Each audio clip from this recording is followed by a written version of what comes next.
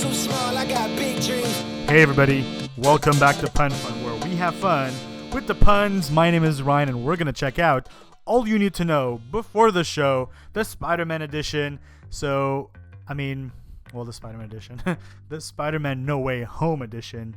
If you haven't seen the last trailer, spoiler alert. Actually, you know what? No. I'm going to remove the spoiler alert because, 3 million people have seen it within the first 20 minutes. I'm sure you're one of them too.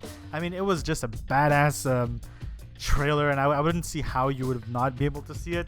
So for that reason, and actually there's going to be a lot of information from that's going to be here, only because we're actually going to get some comic book source material whilst you're going to go into the animated series, because it actually ties in to the Multiverse of Madness, well, to some degree, and I'll explain why and to what direction I think they're going with all this shenanigans. That all being said, we're also going to mention who is potentially the last member of the Sinister Six.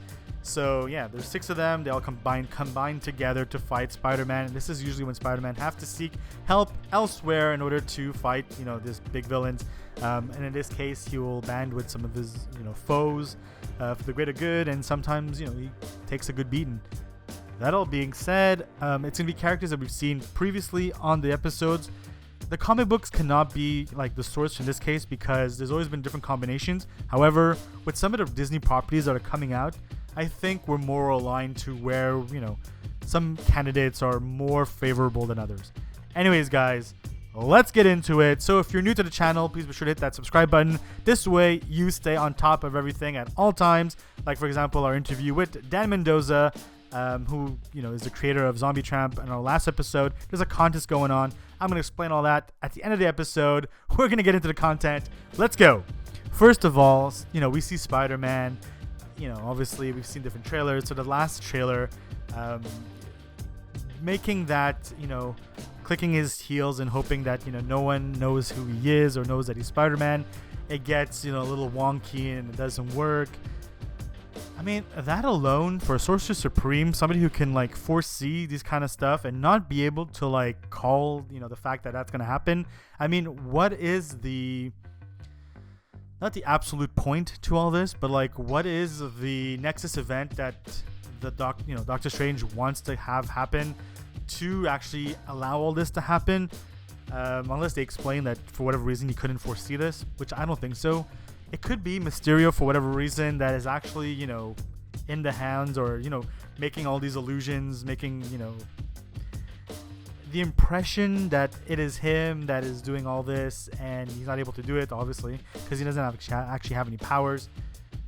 And yeah, that would explain some stuff. But then if you go a little further on, you actually do see, Doctor Strange separating Spider-Man from his astral self. So it is actually Doctor Strange.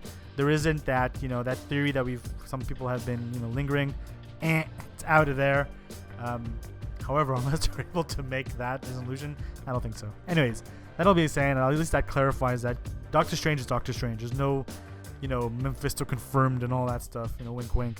But no, that's not the case. It's really just Doctor Strange doing his thing. And Spider-Man, bugging him to do whatever, and I guess he's not able to foresee everything. Anyways, that all being said, we see some new suits. So we have Spider-Man in his black suit with the Sorcerer Supreme type cuffs, which I thought was really cool. There's actually a comic book where you do see a Sorcerer Spider-Man, if you will, or Sorcerer Spidey. Again, very cool comic book. And yeah, he's also with the black suit, just like in the show. Was that done intentionally because they wanted to be like, hey, let's do this in a movie, but let's have some in the comic books to say hey, it's from a nod to a comic book? Maybe, because that comic book's actually really recent. It came out just last year. So that could definitely be a reason for them to be like, hey, we're throwing you comic book content. In reality, it's pre-planned. Anyways, that all being said, how does this tie into the Multiverse of Madness? So the Multiverse of Madness, as you know, is going to be a collision of, a meeting point of all these, characters. So it's going to be Doctor Strange. It's going to be obviously Spider-Man that's going to be there. We're also going to have Scarlet Witch.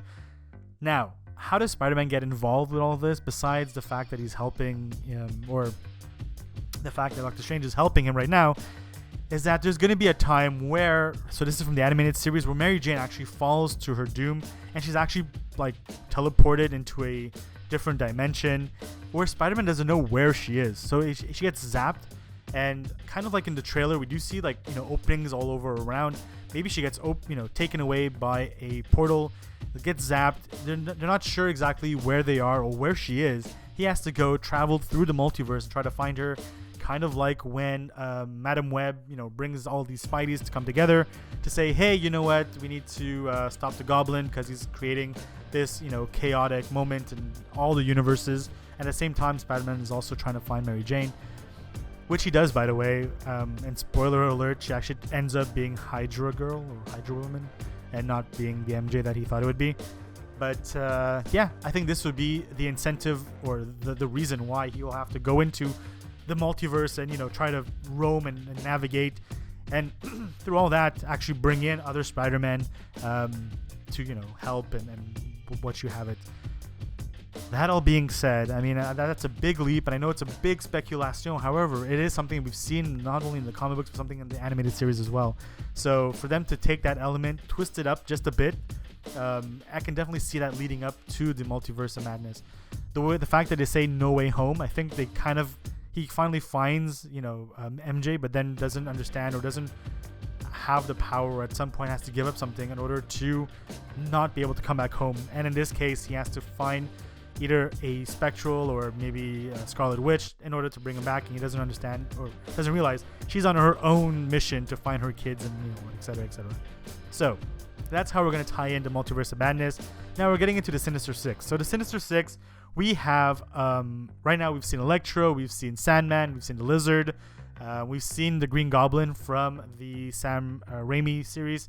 We also get to see Doc Ock, except this time he has the bleeding edge technology, which I think is actually given by Spider-Man in order either to sustain him, kind of like how in Spider-Man in the Multiverse, Spider-Man in the Spider-Verse, they were kind of glitchy and all that, so maybe this is one way to actually keep them alive to some degree. So maybe that's how he gives up the iron spider suit in order to help him, or either repair his arms in order to fight this bigger fight. So yeah, I think Doc Ock is going to be more on his side once they understand that there's a bigger, development being, purpose. That being said as well, Doc Ock actually pursues his life as superior Spider-Man. So at a point, he tries to wipe out Spider-Man's mind, take over his body, and understands that no, there's still a need for a Spider-Man. So he becomes Spider-Man within Peter Parker's body. At some point, Peter Parker comes back, but just to say that there is some good in him, obviously, but he actually becomes a Spider-Man with the 4 extra arms, the mechanical ones. So I can definitely see how that is a nice Easter egg if that's the case going forward. Now, for the Sinister Six, we do have Scorpion that we've seen, briefly with his tattoo. We know there's the Vulture. Venom, we will not talk about Venom because he's more of the lethal protector in this case, which means he's more of a hero than a villain. Shocker, I mean, that'd be shocking if they were to have that caliber of a character be amongst these more powerful beings. Prowler, maybe if they have Childish Gambino actually be bring onto the set, and it would be cool because that's a good way to introduce Miles Morales. And if not, I mean, we have Echo coming out soon on Disney Plus, so what crazy way to introduce the Kingpin as well. So we definitely hope that it is actually the Kingpin, and in this sense that it actually opens a lot of doors, not only bringing in the Punisher, Daredevil, I mean the Hobgoblin as well, all of his minions, even Slate. Yeah, I mean, these are cool characters that we've seen in the multiverse before, and I think we haven't seen the Kingpin as much, besides Duncan, rest in peace. Hopefully, we can have another Kingpin, or if they bring in the one that was from the Daredevil off the Netflix series, I mean, that would be incredible. I mean, I forgot his name. I'll put it in the comments somewhere here below, but he definitely nailed it, and I can definitely see him come back and reprise that role.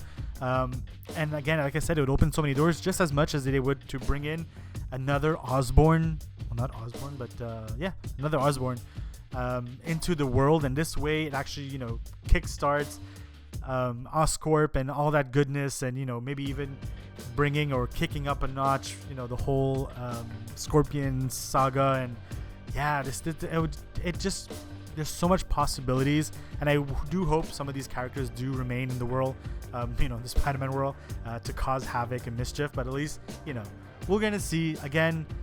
go into the theaters with a light heart. And I mean, it's Spider-Man. You're going to have a good time regardless. And we're hoping that you had a good time watching this episode. If you did, we highly suggest you hit that like button. This way, it shows your support. And this way, other, people that may like comic book stuff may be able to see it as well. And yeah, we definitely highly suggest you go ahead and hit that subscribe button for many reasons. Now, obviously, the first one is to stay subscribed, and you'll be able to see, all of this goodness come onto your page. So, for example, interviews with incredible comic book artists. If not, it would be, this kind of like comic book content that we usually have. We're starting some unboxings, and I think the ones that we've done so far you guys have really enjoyed them, and I think we'll be doing more of those too, coming into year 2. We actually have a lot of crazy surprises for you for year 2, so you definitely don't want to miss that out. One of the things we have never done before, which we have mentioned at the beginning of the episode, is a contest. So if you were to go in our last episode, so I'm going to put it up here for you guys.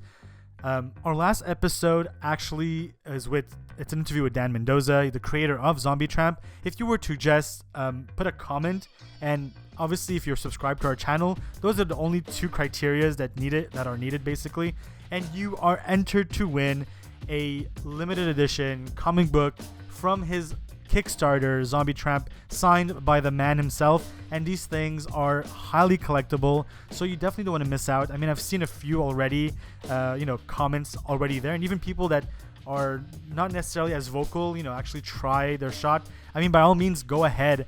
We're all about more entries, and we'll definitely do a live show to see who won the comics, and we'll get it out to you as soon as we actually get it on our side. So, that all being said, and a reminder, the contest ends December 15th, 2021. So if you're seeing this episode after that, the contest is long gone. However, we highly suggest you can also leave a comment here below. What did you like about this episode? Who do you think is going to be the last Sinister Six member, and why do you think that? In the comments below. I mean, we're going to discuss a bit about it if you'd like. If not, we also have an Instagram page where we usually will have these kind of games where we, eliminate one character to another. What do you think is the public, vote or public favorite? And remember, folks, with great power comes great responsibility. Peace.